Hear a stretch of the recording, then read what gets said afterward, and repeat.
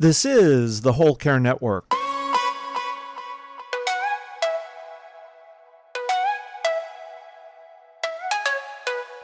Helping you tell your story one podcast at a time.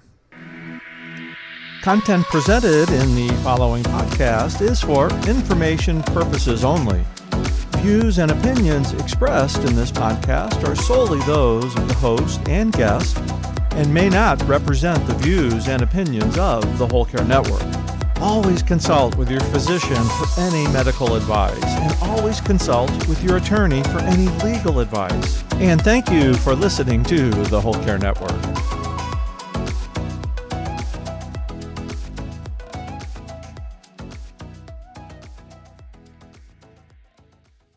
Hello, everyone, and welcome to Caregiver Chronicles. My name is Sarah, and today I am here with Sabrina Ortolano. She is a caregiver for her wife, Cindy. Sabrina and Cindy own IPSB in Los Angeles. It is the longest running massage company in Bodywork School. Today, Sabrina is here to talk about how to show up for your caregiver friends. Hello, Sabrina, and welcome. Hi, Sarah. It's so nice to see you. Thank you. I'm excited to have you guys here. I know that this is going to be a really good conversation for my audience and stuff like that. But before we get into all of that, can you first further introduce yourself to my audience? Sure. So I am a body worker and a doula, and I've run and owned several businesses over the years. And I was actually running a company that I had helped to develop in my garage when my wife got diagnosed with cancer in 2014. And it was a massive company and kind of a crazy project. So I know for those of you who have very busy lives and then suddenly you have to reframe and become caregivers, it's a really crazy change of priority. And I know when we had talked the other day, we talked a little bit about that perspective change on yourself and everything that happens with that and how challenging it is, and also how challenging it is for all of the people around you.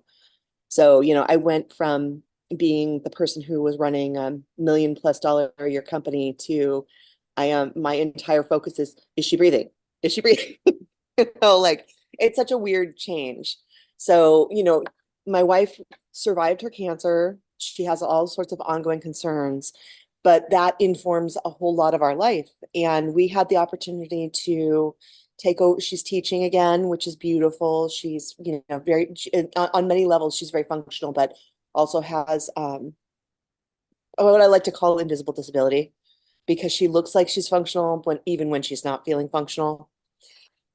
So finding ways to create space for someone who has disabilities and challenges in a workplace, in our life and everything, that's an ongoing process. And it's really informed us as instructors and in our massage program, because a lot of the people who go through bodywork school are younger and very healthy, right? Or have had very little experience with people who are not well. So, we're really excited to be kind of taking the helm on training a whole new group of body workers and getting to help equip them to show up for people in a different and better way. And we're excited to be helping the bodywork school evolve into a clinic where everyone of all capacity is welcome, which is really exciting for us and important. Yeah. Thank you so much for that. And I really like how you talk about inclusivity in your journey and training younger people in the bodywork space. I guess my question, how did your background in bodywork and in massage, how did that prepare you for your caregiver role, and how did it not prepare you?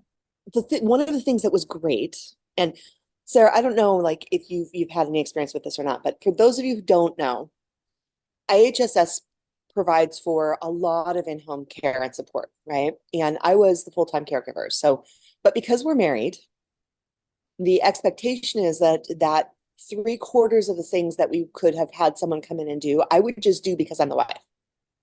So instead of getting paid close to $6,000 a month, they paid me $600 a month, because all of that other $5,400 worth of services they would have paid for, they expected to just be my job because I signed up for this, which is, I think, such an incredibly insane proposal. If I had stayed at work, they would have paid someone to come in and do all those things, but I would still have had to stay coordinate it all. So it's crazy. It's crazy. But what that part of the reason that they were confident I could do all of these things was because of my bodywork training. Like, oh, you need to do her PT and her rehab, and she has to stretch a certain number of times, and she has to do this. And I'm like, and I was confident, like moving her body around and doing all of the PT work and protecting my body as I moved her around and shifted her in bed and all of those things. And I think that's one of those things that, we have a really massive elder care class happening, something like 20 students. And we just, not to tangent, but this is my brain these days. We have something like we had to add 2 hours to it because we have all of these people who are in their 20s and early 30s who've never had loss in their life. And we sat down and did all of these exercises about what it is to experience loss, like taking away things that are vital to your life.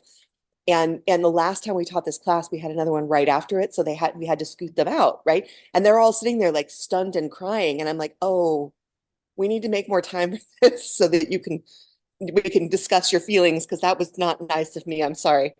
But we have something like 20 people in that class. And that's one of the things, like, even just talking about like the body mechanics we teach you in helping people get on and off a massage table, in making sure that you're bracing your body and supporting your back, all of those things, that's universal to nursing, it's universal to caregiving.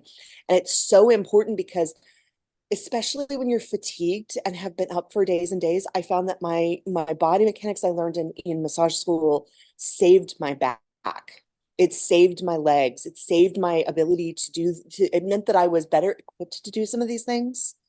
And it's one of the things, like, I've been contemplating. I really want to do a supportive body mechanics for caregivers workshop, because it doesn't require a lot, but just understanding how to brace your body so you don't injure yourself. Because she would be in the bed and slide down because we propped her up, and then trying to get her back up the bed.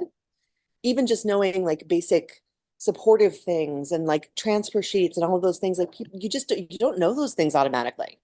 Yeah. And those are all things that, like, I have spent so much time sharing with other caregivers. I'm like, don't hurt yourself. You need a transfer sheet. Okay. Like let me show you how to do that and how to use it so you're not hurting yourself.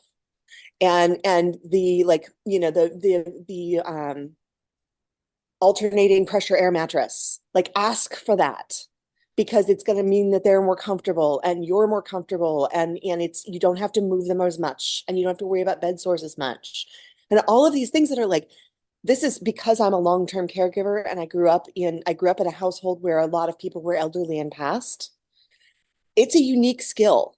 And going into that without those things means that you are really working in a deficit. And it's not like you get a handbook that says, oh, these things will make your life more comfortable and easier to manage. Our whole system is set up to ignore people who are physically challenged and elderly. Like, once you hit a certain age, our system's like, oh God, we don't want to think about you anymore. And we all hit that age, hopefully. Like, we're lucky if we get to age. And pretending that that's not a thing is just insane to me. So, learning all of these things was like, there was a learning curve, but also, like, I'm so grateful that I had the opportunity to grow up in a massive family that was multi-generational, and I had an experience very early on with people passing, because it means I had something to dip into when I was panicking. Yeah. And so Yeah. that's definitely a thing. There's like certain tools where I'm like, okay, first thing, this is my list. You need these things, and your insurance will pay for it. And even if it's Medi-Cal, like, it will pay for these things, and you should get them to make your life easier. Don't hurt yourself trying to help people. Yeah.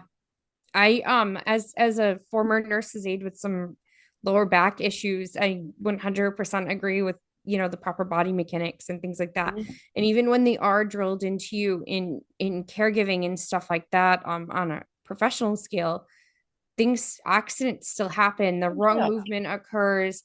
The person that you're taking care of they can move in a position where just the proper body mechanics just aren't possible to get them in a Yeah. safe position. And that's, unfortunately, when people get hurt. Mhm. So I can understand and agree with that. And I think that that's wonderful that you had that. Was there certain things that you felt like maybe your background didn't prepare you for in your caregiver journey? I was not, I mean, and I think this is kind of a universal caregiver experience. I was not prepared for how alone I felt. The emotional component, like for how many people who were, because, when you get in the world of long-term and chronic illness, people's response is always like, you're still dealing with that? Like a year later, like she had to relearn how to walk. She was in bed for a solid year and didn't walk for a year, had to relearn how to walk. And that took another year. And there were people who were like, I thought she was over that and just expected us to go back to normal life, like pre-cancer, when she had all of her brain, normal life. I was not prepared for how our culture pretends that illness doesn't exist. I was really not prepared for that. Like and in part because like I grew up with my mother who was a caregiver, right? So that was just a part of I'm like, this is life. This is part of what happens. And so I had, rose-colored glasses around like, oh no, like we all show up for each other and we understand that this is a long thing and blah blah blah. But I realized, like, in California in particular, a lot of us are transient. We are, we come in from other places and we don't have the infrastructure of long-term relationships. And so it is challenging for people to face things that are hard when you don't have a deep tie. And I was unprepared for how some people, it just it stirred up all of their stuff and they couldn't deal and they just pieced out, right? Like they were just, I mean, people that I thought were like really close to us, just I never saw them again. And then other people, because I mean, we're in the wellness industry, right? The wellness industry is really good at pretending like, no, if you just do this little dance and wear this crystal and like vibrate at a certain level, you'll never ever get sick and you can live forever. And like, that's just not true, right? So like the people that would call me and be like, if you take this orange and just puree it with this right type of honey and like the crazy stuff that we got, I mean, like, this is not helpful. Okay. Do you really think I didn't review all of our options? Really? Like I didn't get like hoodwinked into going, like she had a brain tumor that needed to be removed. Your orange and honey concoction is not going to remove a brain tumor that is pressing on her capacity to breathe. Calm down. And this right now, this exchange is not helpful. Yeah. Like your panic over the fact that I'm facing something that is devastating, like you making me process your feelings for you because you are panicking and you want me to do what you want me to do because you're certain you can be the savior in this situation. It's unbelievably unhelpful because I'm already so depleted, And then the other thing was I was extraordinarily surprised and pleased the people who did show up, like the people I did not expect, like people I didn't know well that were like, yeah, we get it. And here we brought you food and we're not going to bug you. Can I do your dishes? Like the people who had been through stuff and get it. It's like being a parent. Like if you've never been a parent, you don't understand that like the hardest thing is taking a shower in the whole first year. Like just getting to take a shower is like an extraordinary, glorious gift. And like other parents are like, I'm gonna hold the baby and do your dishes. Why don't you go shower? Right? You don't Yeah. need to talk to me right now. It's okay. And that was I was totally unprepared for how lonely I would be Yeah. and how scary it was. Like I'm very resilient and I was shocked at how depleted and alone I felt. Yeah. You know? Thank you so much for sharing that. And I really want to go back to, I think it's interesting because I'm kind of in the wellness industry too, as far as I'm a Reiki master. A lot of my listeners know that. Mhm. I love Reiki. I love holistic healing and You. crystals and all this stuff is all fun and great. But I know that all that in the world is not going to cure my son's autism. Or Mhm. you know what I mean? Like Yeah. realistically, like I know that it's not gonna, I know if someone I know has cancer, it's not gonna work. My mom had to have her gallbladder out. Mhm. I'm not doing Reiki in replace of gallbladder surgery. After she's feeling better, sure, absolutely to Right. help her heal. It's great, but like I think it's so, and I just I don't know. I just think it's so toxic of the Mhm. wellness industry to dismiss when someone really needs a doctor to call and be like, why don't you try this essential oil instead? Mhm. And those types of, or try this crystal, or maybe this happened to you because you're not happy enough. Or I've had You're people, not vibrating on the right level. Here's a tuning fork. I've We, had we got one of religious, those. oh I was yeah, like, I've had I was like, religious people say to me, well, maybe your kids have special needs because you didn't pray hard enough. You're not good enough of a Christian. yeah, It's all of that is all in the same realm. yes. And whether it's, I don't care what belief system it comes out of, it's not helpful, it's hurtful, it's Mhm. toxic, and it's dangerous.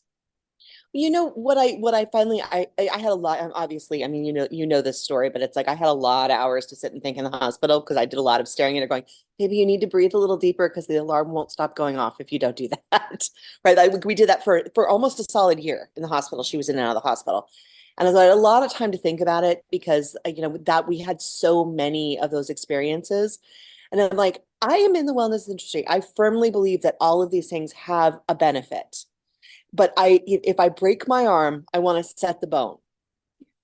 And then I have an oil and energy healing and vibrational healing and all of these things that will help it heal better than it did before. Right? Nutrition and everything. Like I firmly believe like all of our wellness is rooted in how well we metabolize food. If our gut is unhealthy, then everything is unhealthy, right? I get all of that. And I'm an instructor in a lot of those things. But I also believe that we developed a lot of these things for a reason and they are helpful also. Everything in moderation is important. And I also know that yes, we live in America. Yes, there's reason to be a medical advocate. There's reason to be suspicious of these things. It's hard to balance all of that. And it's one of the reasons that I think I'm so big on trying to help people learn how to medically advocate for themselves because in many instances, Western medicine is like going to the grocery store. You don't have to buy everything they offer you, right? But if you're going to say no to something, do it from the perspective of I understand all of the ramifications of what I'm asking and what the ramifications are of if I say no. And I understand what my choices are, and I'm making it from a place of knowledge rather than just fear. Because I feel like, in as a person who is in the wellness industry, like we tend to make decisions from a place of fear a lot of the time. And I think that means that we're not making the best choices. And whether it's choosing aromatherapy or whatever for something, like sometimes that's the best choice and that's phenomenal. But you do it from a place of responsibility and understanding what the ramifications are of all of those things. It's like it's just I don't think you should just go all in with a doctor without vetting them. I don't believe you should go all in with a wellness practitioner without vetting them and knowing what you're getting into, right? Yeah. So so I mean those are important things. Like all of these things can work together. I firmly believe like I was telling Nikayla a little while ago, I firmly believe in the idea that oh what do they call it? Spicy science. Like I feel like a lot of our energetic things we just don't understand how they work yet. The things that are like witchy and magical right now will end up being oh like quantum theory and quantum connection and all of that stuff manifestation will find eventually will be explained by quantum science, and it's just that we haven't evolved enough to understand it. So there's a place for everything, absolutely. It's just do it from a place of understanding all of the components and asking for advisors that you can trust to help you figure all those things out. I've fired many doctors because they would not actually talk to me. They just insisted on saying, "Oh no, this is what we're doing." And I'm like, "I'm not signing off on that. I need you to explain why you want to do that." And it's hard when you're in a crisis and everything is hard and I'm like, I know that I am uniquely equipped to deal with doctors. It is really hard for the person who does not have an anatomy background, who does not have understanding of medicine, does not teach pathology, all of those things. Like, I get how hard it is to be a medical advocate. And it's one of the reasons I think it's so important to have community and have people in your life who are level-headed and helpful and can help you kind of sort things out and talk them out. Yeah.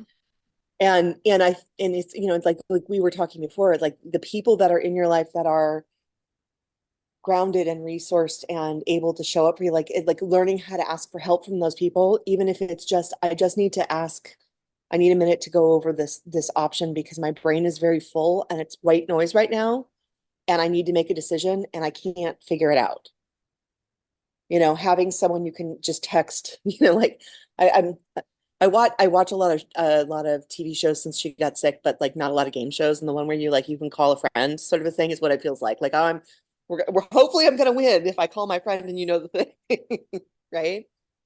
So yeah, I feel like I just went off on a tangent there, but those are my thoughts on those things. No, that's okay. That's good though, because I think that there were some really good points made in that, especially, vetting your doctors, but also vetting your advice and holistic. Because again, not everything is what it seems. And again, there's a lot of people out there who are just trying to get your money, who don't maybe not Well, necessarily have your best interest at heart. I also feel like almost everyone who goes into, whether it's the wellness field or goes into being a doctor or a nurse or any of those things, they go into that with the intention of wanting to help people, right? And oh, remember my point. Thank you. Got it. Okay, so I feel like part of what I see in people like having meltdowns around us making choices that are choices they wouldn't make comes from them feeling out of control and dealing with big feelings that they are having a really hard time processing. Like everyone wants to think they have the secret key to avoiding ever getting sick. Right. And I had a conversation with one of my friends who's an acupuncturist, and he's extraordinary because he studied in China for a long time. And we had a long conversation because the perspective on aging and illness in China is different than the perspective in the US, right? Like we very much avoid the idea of aging, whereas there's an entire culture that venerates their aged. And the idea that there's value in aging, and that our bodies are built for entropy. They're eventually going to break down. We do not get to live forever. No matter how many millions we sink into it, we don't get to live forever, right? And and understanding that like our goal is to live as well as possible for as long as possible, not to avoid the experiences of our bodies changing, and to pretend like they're not happening, and to pretend like there's not challenge that comes along with aging. It is to be present with it and get the lesson in each stage, right? And the perspective change was really helpful for me because he and I talked about that a lot. It's like entropy breakdown is built into the system. And when you understand there is no magic key, there is no magic thing, there is no specific thing that can help you. You can do all the right things and still get hit by a bus and then be handicapped forever, right? You can do all of the right things and vibrate all the perfect things and still, be involved in an earthquake. There are things outside of our control that are going to affect our systems. You can do all the right things and still have a genetic anomaly that causes you to have something similar to leukemia. I have a very good friend who has ongoing illness she is the most extraordinarily healthy, like all the right things kind of person I've ever met. And she has to take chemo constantly because she has a genetic anomaly that caused her to overproduce her blood cells. And she will be doing that for the rest of her life. It kept her from dying. It reframed her experience. She is dealing with aging and finding the benefit in the tools she has to help ease her life and aging, rather than avoiding the idea that we are never going to have challenges if we just do all the right things. That's a grabbing for control in a world that feels out of control. And I understand it now. It took me a really long time to figure out like why are they reacting like this? But the reality is like we all want to feel like we have some control, especially in the US. We're so poorly equipped for the idea of everything not being perfect, right? And it's such an unconscious thing in our culture that we have to be young, we have to be skinny, we have to be perfect, we have to blah blah blah. Everything's going to go easy, and we're all going to do all the things, and we're going to do it alone, and we're going to be like rugged individualists, and everything's going to be fine, and we're going to find like our perfect mate and all of this stuff. And so every single one of us feels completely out of control and like we're failing somehow. Like my doesn't do this, or I'm not the right weight, or I'm not tall enough, or I'm not short enough, or I'm not like all of these things. Like my wife is 6 feet tall. She's always felt like she's too tall, right?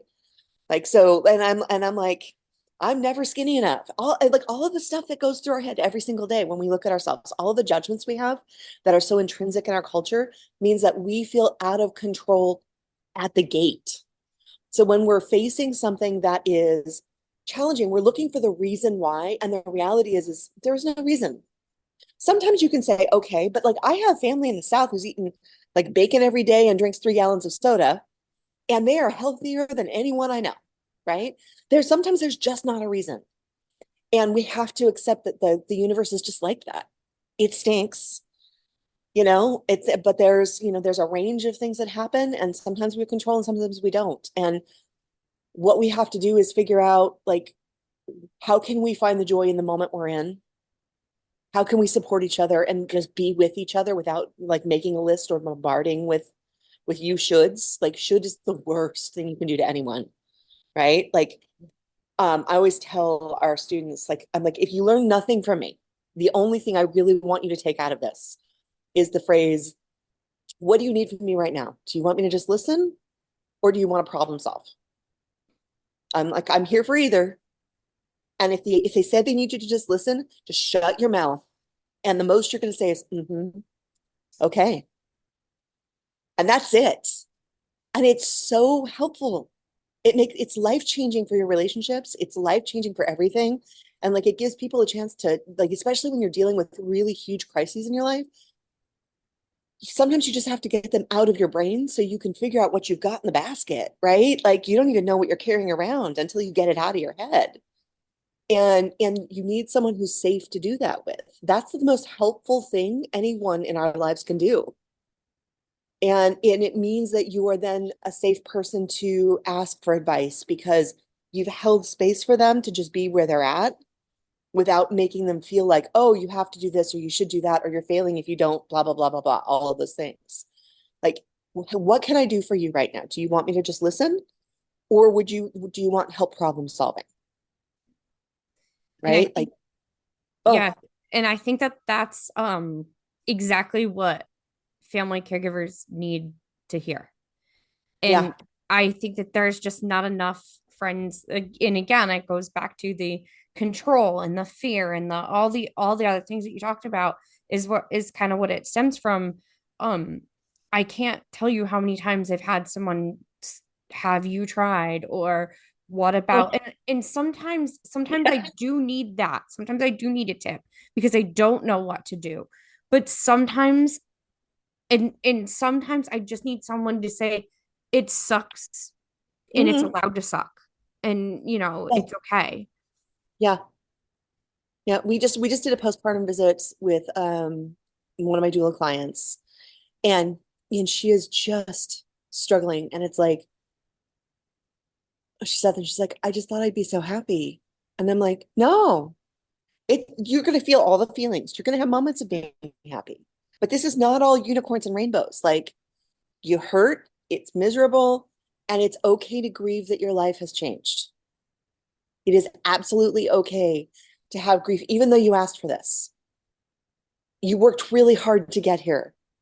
It is okay to have grief around the fact that this is not easy and you want it to be. Yeah. Like you'll get your footing eventually, but it's okay to have all the feelings, Yeah. and any major life change is accompanied with all every single feeling you could possibly feel. You're going to feel all in a little short period of time, and it just never gets better. It's just hard. Always. Yeah. Especially if it's something that you were hoping for, then it's like people act like you don't have the right to have all the feelings. And God, that's just awful. Yeah. Nope, I can relate to that. I was so excited to have a baby and then the autism diagnosis came shortly Yeah. after and it was like everything we thought was going to happen didn't. Life changed. And I want to ask, I guess I kind of want to ask a little bit about last time we talked about the phrase unhelpful help. Oh, yes. And it sounds it I know I like it makes sense if you've ever been in a situation where you're taking care of somebody and someone's trying to help, or even just where you need help, Mhm. there is unhelpful help. You get it. Can you explain this to my audience and maybe give some examples? I think that my favorite example, my brother-in-law was like, he loves his sister so much, and he was so emotionally wrecked by her diagnosis, and they're across the country, and it was just everything was hard, right? He was having a hard time processing this. He wanted to be here. He's a nurse, and so he's like, I feel like I should be there, but he couldn't leave. And so when he finally got here, the first time we came home from the hospital after her surgery, before she started radiation, um, we had been in the hospital much longer than we had expected to. So I brought like I finally was like, just all of my clothes are here in the hospital. I have like, I've been living there for weeks at this point. So he showed up at the hospital after a red eye flight. He's like, how can I help? I'm like, it would be really helpful if I didn't have to cart all of this stuff home. Can you take this to my house and just get it there? I'm like, if you could start some laundry, that would be amazing, because I have not washed my clothes in like 3 weeks. And so he takes everything home, and he gets to my house, and just to kind of frame this, like, we went from thinking everything was normal and she might have an ear infection to she's potentially dying and has a massive brain tumor and needs surgery immediately. And also, by the way, you have to fundraise the money to pay for the surgery out of pocket, because none of the surgeons that are qualified to do it are on your insurance. So I had 2 weeks to do that. So my house was a train wreck. Like, and I had been stress baking, like I'm like, I'd been providing the entire neighborhood with baked goods, because I also couldn't eat, but I needed to channel that anxiety into something, right? While I'm on the phone trying to fundraise. Um, so my house was a little scary on many, many levels. And because he's like, has ADHD and OCD, like, that is not an environment he could be in. Now he's trying to be helpful, so he cleans my house. Okay, but he has no idea where anything belongs. Okay. So, and he's also not, he doesn't cook. He doesn't do any, like, weird. I love him dearly, and he is wonderful, and he means well. But like, he made every flat surface look clean. And the part of the way he did that was, because all my underwear was in my suitcase that he brought home, he just took an arm across my dresser and did that into my underwear drawer.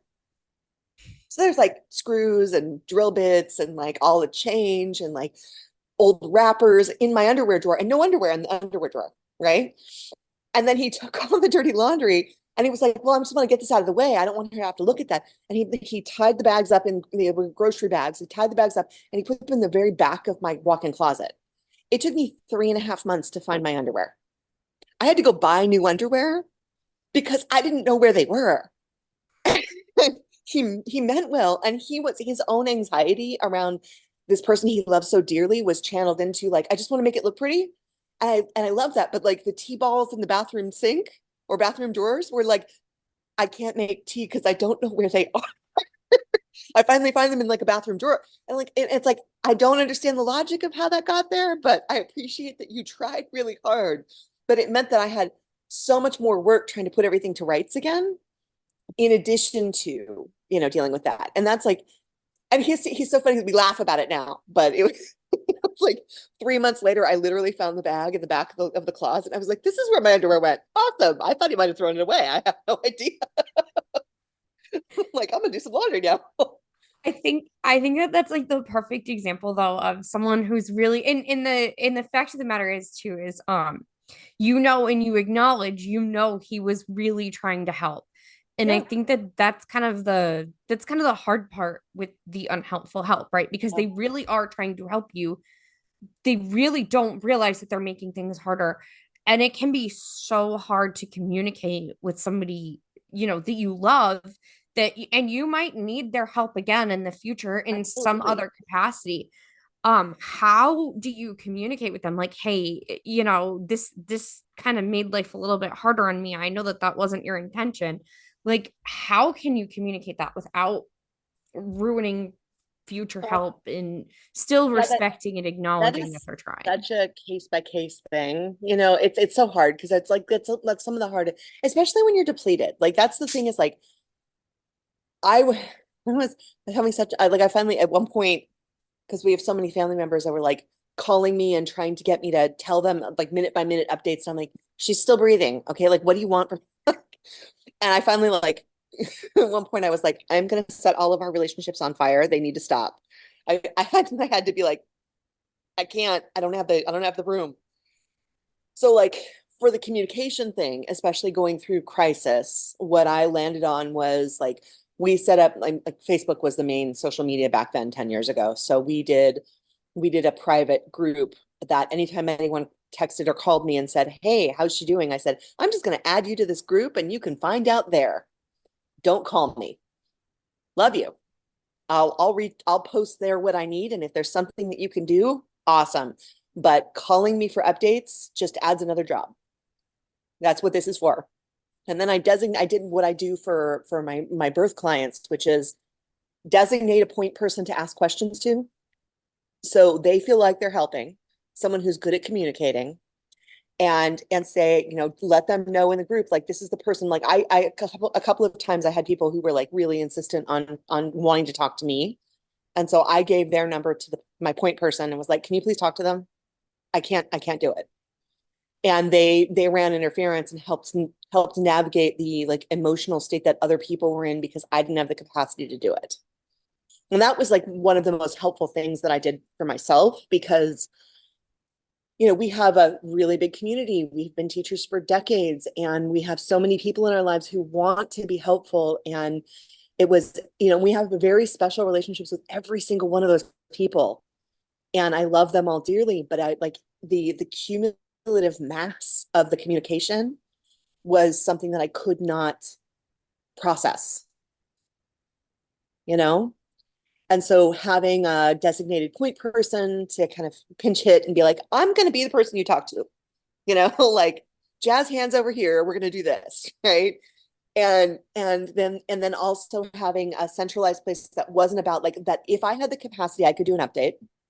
I could post pictures. I had a place to put it. It was private. So if I didn't add you, it wasn't public for public consumption.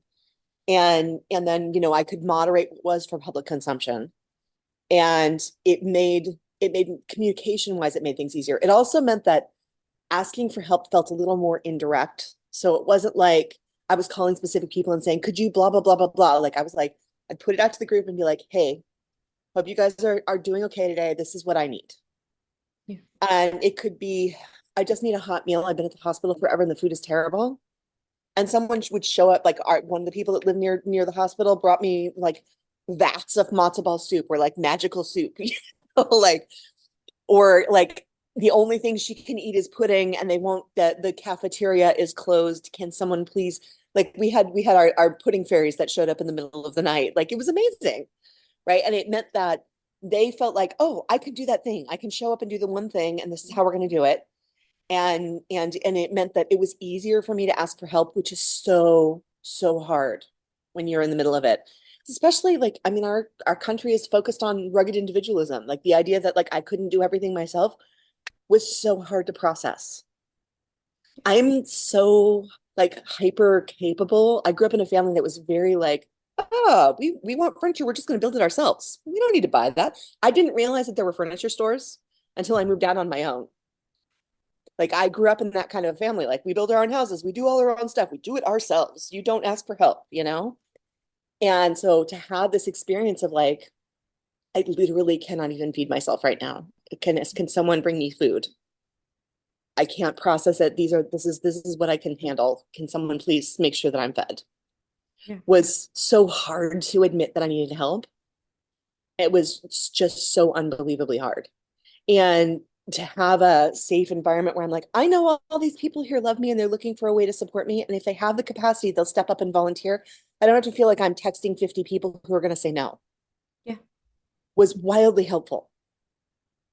And I feel like, I mean, not everyone's on Facebook, but like I had several people who added themselves to Facebook and just dummy accounts so they could be part of that group, because I was like, I am not doing text messages right now. That's not happening.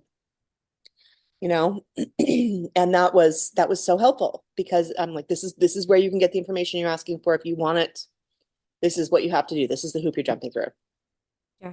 Because I don't have it to accommodate you right now. I have all of my capacity is this. I actually think that that's a really great and helpful way of, again, setting a boundary for yourself hey, I can't talk to everybody because you just can't, Mm-mm. I know when my son was in the hospital with his seizure, I could not message everybody. And family and friends wanted to help. How can we help? I'm like, can you, I would designate a few people that I would send it because nobody wants to be in a group chat or a group Right. text with Oh my 75 God. people either. But I had a few people. Can you, mom, can you let all the aunts, uncles, extended family know what updates because they want updates? Can, this coworker let everybody at work know?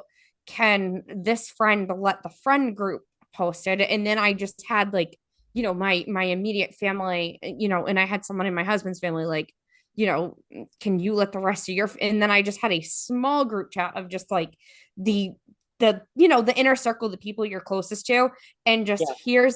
here's this group. Can you let this group know? And and they would send that information to the other groups of people that we knew, and that was kind of the best, thing.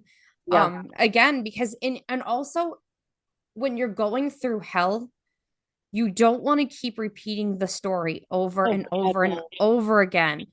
It is so awful. It's so much more traumatizing to have to constantly repeat. And then after it, invariably the person who's like the fourth or fifth person you're telling is someone who has resource and or knowledge and is asking you questions about like the decisions you made along the way so they can try. Their intention is to help, right?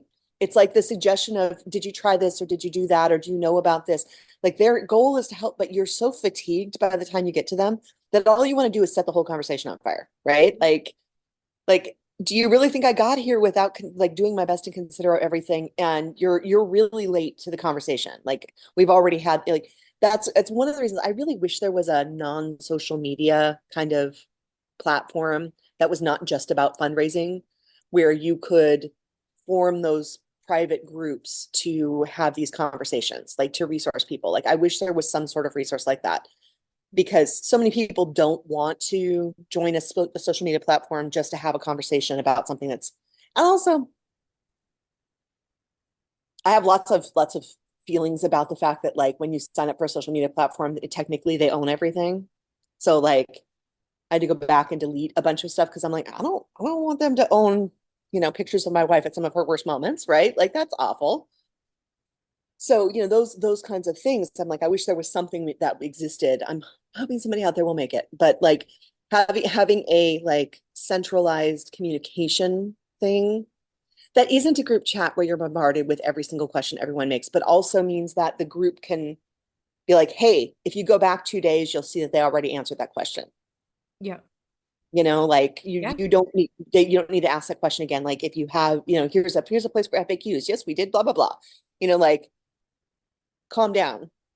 I know you're new to the game, but they're not, and this is what's gone on, and these are the decisions that were made.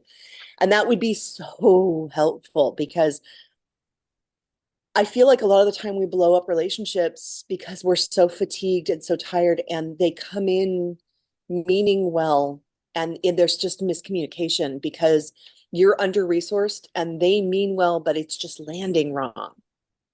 Right. And it's just because you just don't have the capacity. And their feelings get hurt and your feelings get hurt. And it's all just a miscommunication because of everything. And you damage relationships because of that. Yeah. And part of it is we just don't have the tools and resources. That's part of it. It's like where we're at right now in our world and in our culture, we don't have the tools and resources for that style of communication. And I think we need to focus on it. It's something that's important. Like if we did like even just we're not chronically ill, we're not having an issue. Like new parents need a group chat where people are like, I'm signing up to come do your dishes today. Right? Like you don't Oh need yeah. to talk to me. I'm bringing you dinner and I'm doing your dishes and I'm gonna leave after you shower. Right? Like how much better would the postpartum period be if you're like, oh no, go take a nap for an hour. I've got the baby. It's fine. Like I want you to actually sleep.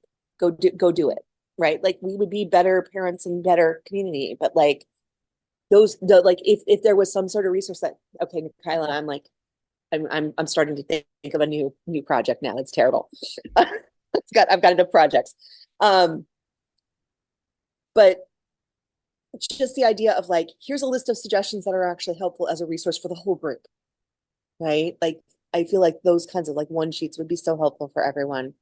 Yeah. And that's, I mean, just for an example, right?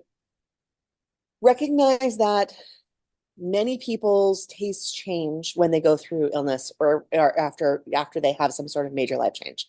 Like my wife's capacity for dealing with spicy foods just completely went away. The radiation changed her, the way she tastes things, and how resilient her digestive system is. And so things that were normal and fine before she got sick now make her very ill. And so we have to be very particular about what she's eating. And it hurts people's feelings when we're like, we had to throw that away because she couldn't eat it.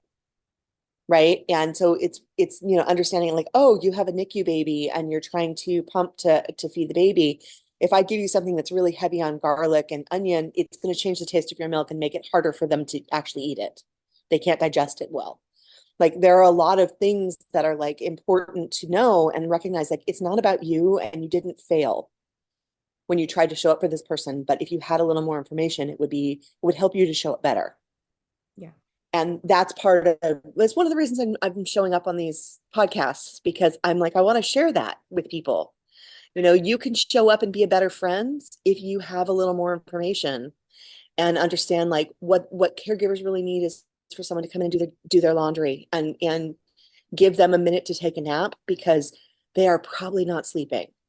After she had, multiple collapses where we had to have the ambulance transport her to the hospital, I stopped sleeping because I was so anxious that something horrible was going to happen. And we had this incredible group of friends who saw that and were like, I'm going to come spend the night with you. And I'll be the person who's on duty. You need to actually sleep or you're not going to survive this yourself.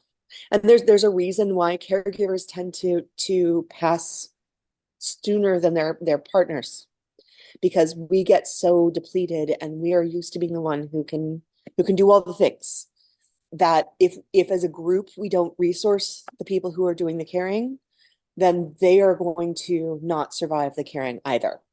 It's just so important to make sure that they sleep and they eat and they rest, and not shame them for feeling like they didn't do it. Like I got so many phone calls of like, well, are you taking time for yourself? Are you going on a walk? You need to go on a walk every single day so you get it. And I'm like, are you going to come sit with her so I can go on a walk? Because if she collapses again and I'm not here, I will never forgive myself. Yeah. If you're not going to come and sit with her, don't tell me I need to do a thing. Don't add one more thing to my list that's already multiple days long. Like if you're not going to provide the respite care, don't tell me I need to do something. If your concern is, am I taking time for myself? Show up and give me time for myself. That's where it needs to be. It's like, okay, so I'm going to be here for an hour. I want you to take this hour for yourself. Make a list of what needs to be done. If you don't have a list, I'm going to do some dishes or I'm going to clean the house a little bit. It's fine. I have no judgment. I want you to have, if you need to nap, if you need to go outside and cry, do what you need to do. You don't have to entertain me. You don't have to talk to me. That's the kind of care that is helpful. Yeah. But calling me and reminding me I need to take care of myself just shames me for not taking care of myself too, in addition to all of the things where I feel like I'm failing because I can't keep up with it all, right?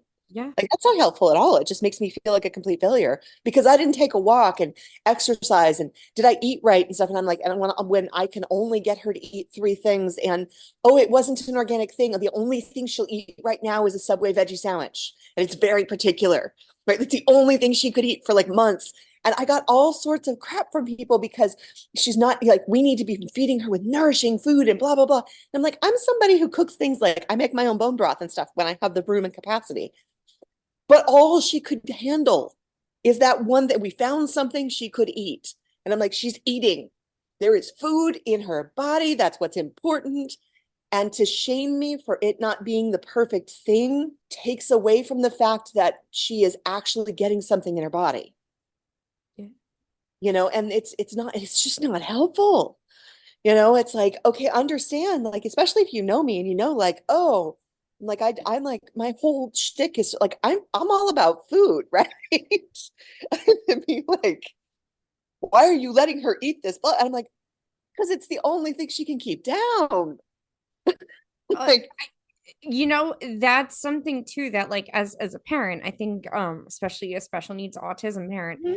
kids with sensory issues, there are certain Oh my God. textures that they will not like. My Yes. one of my kids will not eat almost any vegetable at all. The only vegetable he'll eat is broccoli.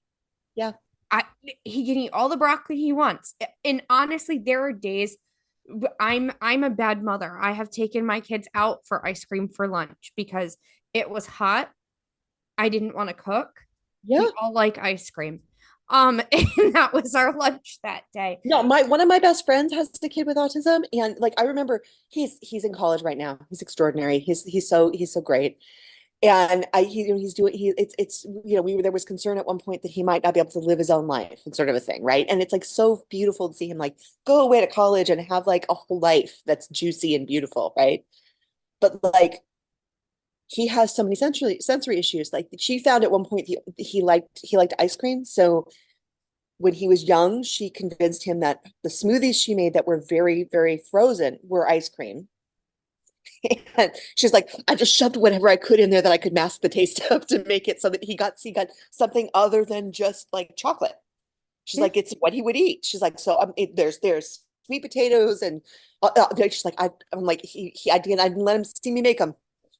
She's like, because then the game would be up, right? But like, you do everything you can to take care of this person. It's not like you're being neglectful, like you're doing your best. And it's like until you sit with this person who cannot handle or process any of these things that are like all the quote unquote right things, right? Like the assumption is, oh, well, if you just say it the right way or you do this little dance and like blah blah blah, like suddenly they're going to change. Like their body will accept it. They will suddenly like, carrots. It's not like, no, that's like, do you really think I didn't try all the things and I don't spend all my night like going through every website trying to figure out like, am I doing something wrong? Like, is it like, what can I do if I like, add a song? Will they, but like, I mean, really, Yeah. and it's not like, it's not helpful for the caregiver or the parent or any of those things to act like, well, what's wrong with you? Like, you're obviously a lazy person. You're like, no, like, this is my goal first and foremost is to keep them alive, right? I am doing everything within my power in every moment of every day to just keep them on the planet with me because I love them. And beyond that, we work on quality of life, right? Like my wife always jokes that she's my favorite science experiment. It's like, I mean, and because she's like, she loves me and she trusts me and she's let me like, we're in this together. Like we've done a bunch of like, all right, so let's work on gut health and we're going to do these things and you're going to eat this weird stuff. And when she was well enough to be able to handle it, right? Like we've had some amazing recoveries for certain things because of our wellness background and because of those things. And we found a really phenomenal like medical team that we partnered with that, they're like, I don't know if that's even possible, but let's give it a shot, right? Like, I know that you have some experience in this. Let's talk about it. Like, it takes work to find those medical providers who are willing to work with you as opposed to tell you. And now that she is recovered enough for us to have those conversations and I have a little more resource and we can be like, all right, well, I think that's probably a such and such vitamin deficiency. Let's work on boosting that in your diet because you did spend like months just eating Subway sandwiches that were like basically all fluff. Like, but yeah, you're still alive, so we can try that. That's the goal, right? Like, let's get through the crisis and the ongoing period of the things that are challenging, and then troubleshoot to make life better. You know? And that comes with meeting people where they're at, like Yeah. like you were saying, like meet people where they're at. They're here, they want to be here, and Mhm. the only way to get there is slowly. You don't just make a change Yeah. overnight. And I do want to go back on what you said because I think that it's so important, and I just want to reiterate this really quick before we start to wrap up a little bit. You said that for family caregivers, calling someone and saying, have you taken time for yourself? Did Oh you go yeah. for a walk today? Did you shower? Did you eat? Without actually showing up for, like, physically showing up for that person so they can do the self-care that they need, is not helpful. And I agree with you. I know that their intentions when they're saying these things are great, but how when you're in the throes of taking care of someone and it is 24/7, how do you show up? You're showing up for them all you can. You can't show up for yourself. Yeah. You need help. So instead of calling your friend and saying, "Did you try? Have you gone?" Don't forget your mental health. Don't forget to take care of yourself. Make sure you're eating properly. Bring them the salad. Yeah. Go sit with their loved one so they can take a shower or a nap or read. You're, Bring them something. Do if something. you're out of state, ask them where they like to order food from. If you're out of state, because we have a lot of family that's across the country, and the things that they did was, all right, I'm sending you gift certificates to these restaurants that are near you. I am like, do you have a respite caregiver? Can I help contribute to paying for that? And not everybody has the money resource to do that, right? So then it's a matter of like, okay, so how do you feel about, like, we got really creative where like I would set up the an iPad or a computer in the room with Cindy while she slept, and they sat with her so that I knew that someone would notify me if I was like outside. I had my phone, and they sat with her, and they would chat with her or talk to her or talk at her because she was not super conscious, or watch a movie with her, so that I knew someone was observing her. So if I needed to go outside and take the trash out or do something like that, that's how they could show up. Right. And it meant that I could breathe a little bit, but it took a long time to figure out what those things were. Yeah. And it's really like, instead of calling to think about making suggestions and brainstorming ways that you can add a new thing to it, meet up with other people in their life and say, hey, has anyone tried this yet? And maybe we can coordinate together to go. Everyone's going to take a day and we'll go do their dishes, and just like bring them dinner. Yeah. Right? Because it's not super expensive if you make extra of something they actually like, and you bring it over, and understand that appetite when you're dealing with crisis is often like one direction or the other. Either it's completely non-existent or it's really, really profound and you're eating your feelings, because I did a lot of alternating between the two. So like if they may want to eat right then, they may not want to eat right then. So make things that can be frozen and put away. So they have something in single servings that are easy to do. A lot of the grocery stores, Smart and Final is a chain on the West Coast. Like they make single serving little foil things. So if you make a big meal, put an extra single serving thing that can be heated up. So they don't have to think. They just know, oh, I really like this person's soup, or I really like this person's enchiladas, or I really like this thing. And like when we go to their house and have dinner, they really like this thing. So I can just throw that thing in to the oven and then walk away. And that's really, really helpful. And ask if there are any changes in capacity for taste, because Yeah. many, many illnesses and many, many things limit your ability to eat certain things. It's challenging, and when you're grieving or you're struggling, like you may not have a desire for really flavorful things. I noticed, for me at least, I had a really hard time with things that were like a big flavor. I wanted bland comfort food for the longest time. That was just me, but like it was part of my grieving process. It's like I wanted things that I felt were comforting. And for everyone and every culture, like what comfort looks like is different.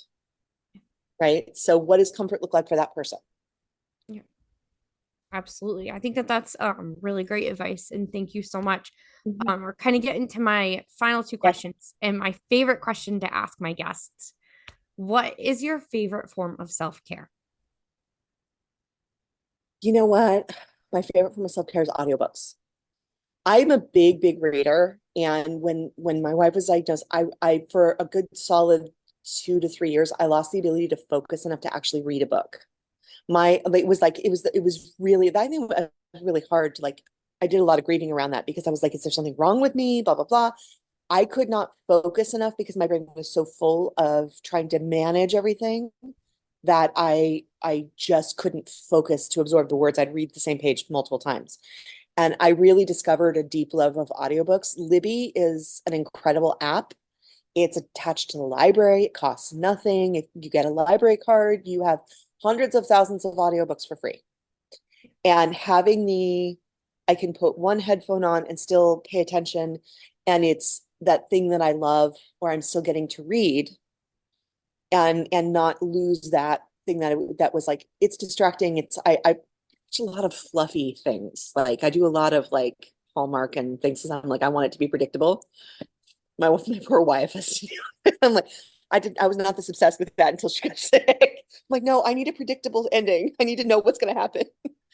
But it was really soothing, and it was very helpful, and it was one of those things that didn't add cost or another job or another weight to what I'm doing. So that's one of my favorite forms of self-care still. And Do a lot of audiobooks. I think that's actually a great form of self-care. I like to listen to an audiobook or I follow along with a physical copy. I feel like Mhm. I'm just Same. I just retain it more that way. Mhm. Um, I don't know. That could just be my ADHD brain and how it works best, but um I think reading and listening to audiobooks, or however you get your books. Some people say audiobooks is cheating, but I strongly disagree with that because there's so many people who can't read, struggle to Well, remember, don't have the well, I'm gonna say that our that's an elitist way of looking at things, because our cultures for many, many more years than we've had written language have had verbal language. yeah, And it was a very small fraction of our cultures that had the capacity to read and write. And so that is a very elitist thing to say it's not real if it's not written. yeah. So like don't judge yourself for wanting to have an audiobook. That's absolutely valid. Like, Exactly. Enjoy your book how you enjoy your book. And if you like yes. the movie better, then watch the movie. Who Yeah, cares? enjoy it. It's a story. Like that's Exactly. valid. Like don't let anyone like yuck your yum. Like you're enjoying something, you have a right to enjoy it. Exactly. And Yeah, that is self-care, my friends. And exactly. my final question, Mhm. Sabrina, where can my audience find you for more information? Best way to get in touch with me is through the school, and that is ipsb.com. My email address is Sabrina, Sabrina, at ipsb.com. That's the fastest way to get in touch with me because I am there all the time. So, yes, thank you. Thank thank you so much for being here and being part of our show today. I really, as a caregiver, everything you said was very valid. Um, especially, again, especially being a caregiver in the holistic caregiving field, Mhm. there's a lot of validity to everything that you said, and in my experiences as well. And I appreciate them and I appreciate your insight. Thank you for what you're doing. I think more people need these kinds of resources. It Thank helps you. it helps them feel less alone. Thank you. And with that, we'll wrap up this week's episode of Caregiver Chronicles. If you liked what you heard, it would be super awesome if you shared this episode with a friend. If you have a friend who is a family caregiver, please share this episode with them. If you know a family caregiver, sh- just share this episode with everybody because this is important information for everybody to hear. If you want to support our podcast, you can do so through our website, stelmachbrownmedia.com. We have links to support, but really the best way to support us is to share it with a friend. And with that, we will see you next week.